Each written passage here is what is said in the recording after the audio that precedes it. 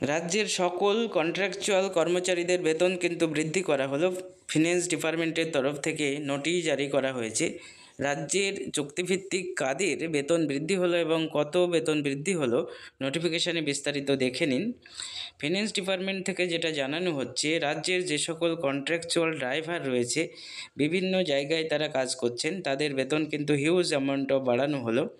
এবং নোটিফিকেশানে যেটা জানাচ্ছে 1 জানুয়ারি 2025 থেকে কিন্তু এটা লাগু করা হবে। এবং কন্ট্রাকচুয়াল যারা ড্রাইভার রয়েছেন তাদের কোন ক্যাটাগরিতে কত বেতন হবে এখানে বিস্তারিত দিয়েছে, এটা দেখে নিন।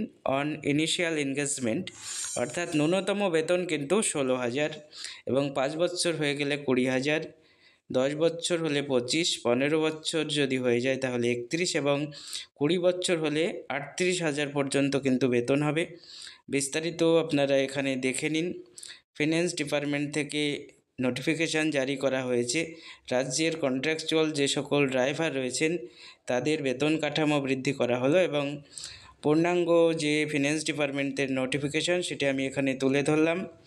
আপনারা দেখুন এবং সকলের মধ্যে শেয়ার করে দিন।